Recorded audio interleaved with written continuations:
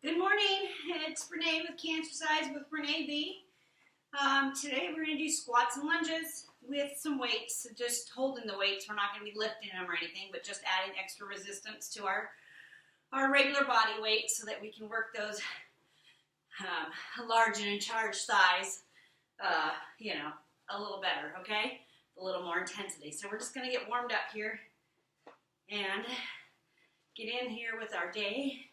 Get our workout done so we can go to work, and then afterwards I'm going to go to a farmer's market thing that I've been wanting to go to. Wednesdays we're really busy at work, so it's hard for me to go. But my husband is off this week from school and baseball, so as soon as we get out of work we're going to go. So this way I get my workout done, right? Makes sense? Yeah, so just kick those legs up, get those thighs nice and warm. That butt get warmed up too. Yeah. Let's do some knees.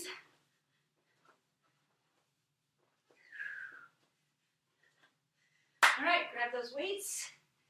Abs in, back is straight, weights in your heels, just about hip distance apart, and we're squatting. Like I said, we're not using our arms today, we're just using it for extra resistance. Okay? And that butt goes back. Knees do not go past your toes. I'm using very poor etiquette and did not put on my shoes, and that's because I still got to get washed up after this for work. So, it's not always the best example, sorry. Whew.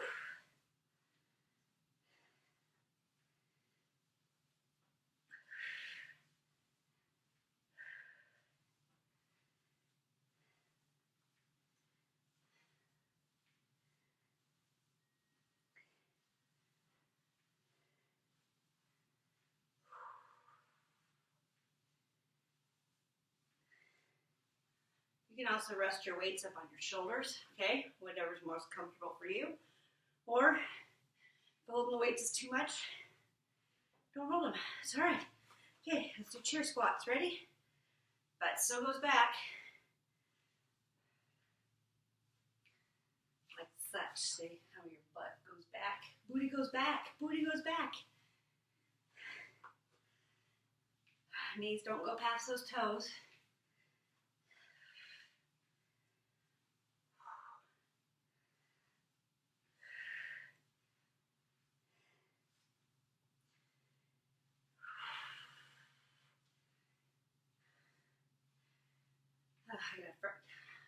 I don't know about you guys, but so you get the diagnosis of cancer, and already it makes it hard for your mind to focus because you're just dealing with that diagnosis, right?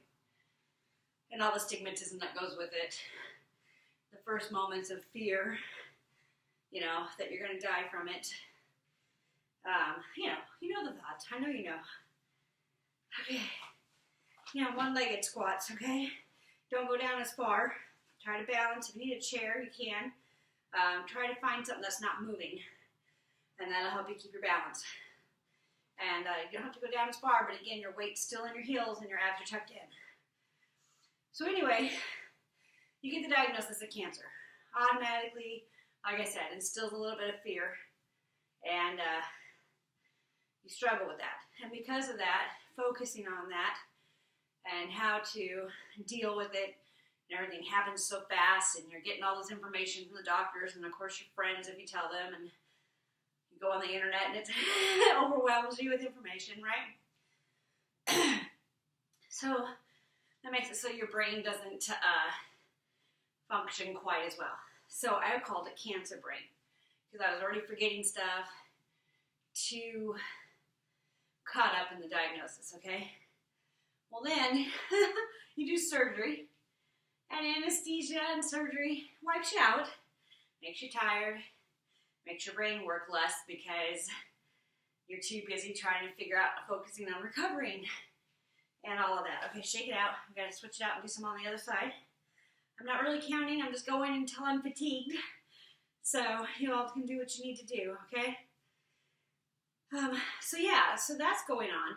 And then when I found out I had to do chemotherapy, they told me, oh, you're going to struggle with chemo brain, and you're going to forget things, and you're going to feel like you don't know how to cope with things because you can't remember stuff, like cope with things at work or whatever. Like, oh my gosh, I already have cancer brain and surgery brain. How am I going to add chemo brain to it? Plus, as a woman, menopause. You heard the stories of menopause. Women get forgetful. They don't know why they're going into a room and out of a room, which I already deal with sometimes when I get really stressed out. It happens naturally. Your brain just can't handle it all. It's overload, so you forget stuff. Menopause, does that to you too.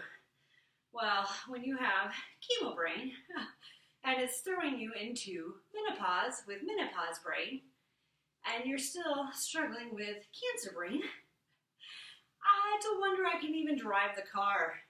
Now, don't be frightened by that. I can. I concentrate on that. But, so what's happening, though, is I'm forgetting pretty normal things that I normally don't forget. But it's also making my life a little more stress-free. Gonna go into a sumo squat. This time I want the weights right here or up on your shoulders, okay? Feet and knees pointing the same way. Abs are in. You're going straight up and down. The booty does not go back. It goes down. Okay. So, with that said, I've been forgetting, like I said, pretty simple things that I've never forgotten, or I have them written down to remind me every year. Like birthdays, right? Didn't get anything sent out for my sister for her birthday. Struggled with my mother-in-law's birthday. I forget her birthday like every other year. It just sneaks up on me. I don't know why. Friends of mine that I've always done things for their birthday, I barely just said happy birthday on Facebook because Facebook would remind me. But the worst, the creme de la creme, the worst one is I forgot my own mother's birthday. It's the same time every year, the 1st of August. Usually way ahead of the game, has something sent out so it reaches her by her birthday. Nope, not this year. I just didn't get it. And I struggle. I feel bad. And so every day I'm like, okay, I gotta get Mom's card in the mail. Well, we're 4 days in to the month, and the card's still sitting on the table. And it's because I get home and I forget. So I catch myself having to write notes. So like if I'm at work and I am like all of a sudden thinking, oh yeah, I gotta do this, I email myself at home from work as a note so I don't forget. But then part of that problem is I'm so darn tired, right, from working that I get home, make dinner, and don't get on my email. So, such the life, right? Breathing. Thanks for listening to me. Whew.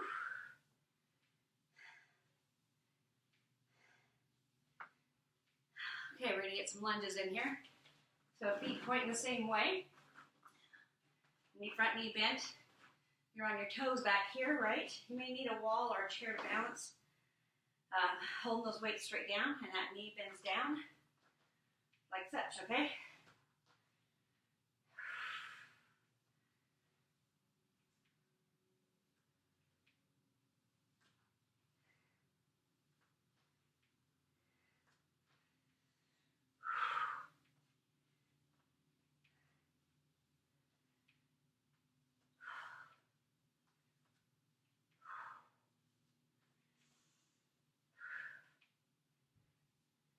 In, you're breathing. Okay, like I said, just go until I'm fatigued, so you do what you gotta do, more or less. You can count if you want to count.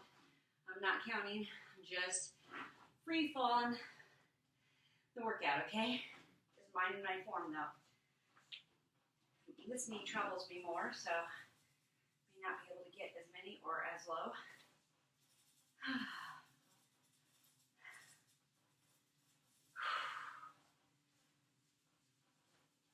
Oh, yeah, that knee is tight.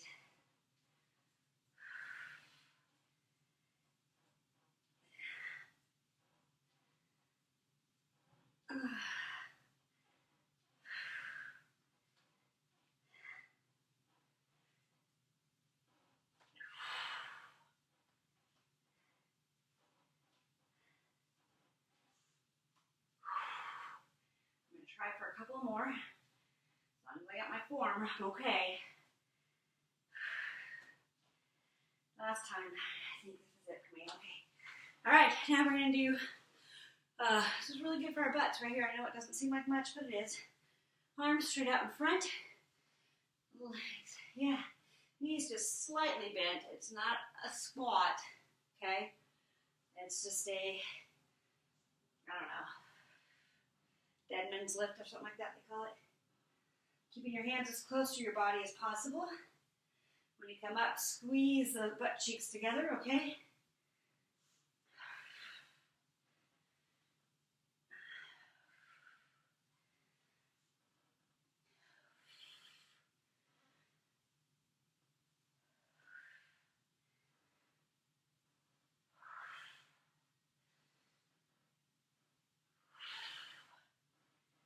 Abs in, breathing, shoulders relaxed, butt clenched right there.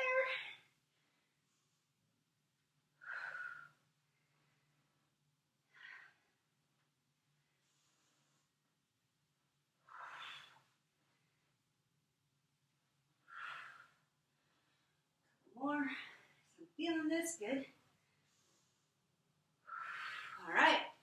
And we're just going to do side to side because we have the weights. It's my favorite exercise. It's giving you that hourglass shape, that Jane Russell shape if you guys got your boobs made big enough. I didn't. I kept mine the same size they were, basically, because I didn't want anybody to know that I had breast cancer and a mastectomy. So yeah, I missed 6 weeks of work, but we just told everybody I was sick, just really sick.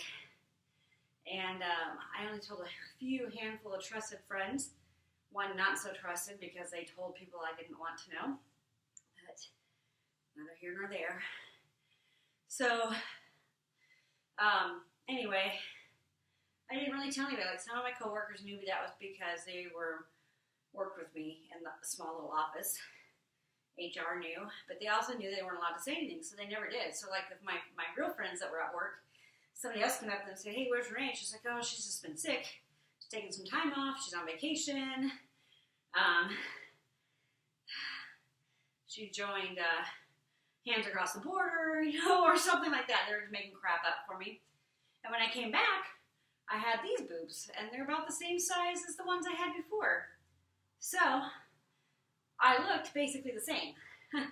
I only came out when I found out I was going to undergo chemo, and I knew that I was going to lose my hair and possibly be sick and have the dark circles, and so I knew that would give me away. So that's when I came out because it was my body was going to betray me. So anyway, see, I already forgot where I was going with that. Anyway, yeah, that's why I don't have a Jane Russell figure. And I could have gotten them filled and gotten them bigger, but I plan on dropping these extra stress pounds that I put on, and I plan on taking up running again. And you don't need big boobs in the way. And that when they're smaller, your clothes fit nicer and you have a nicer line. But I have a pretty good cleavage size, I think. Whew. Okay. Let's stretch that neck out. Yeah, you never know what you're going to hear Renee say when you tune in here, huh? Because I just ramble about silly, silly stuff.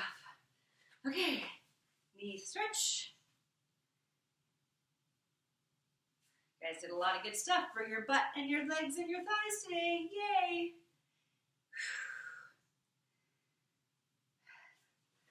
Stretch out those calves just a little bit.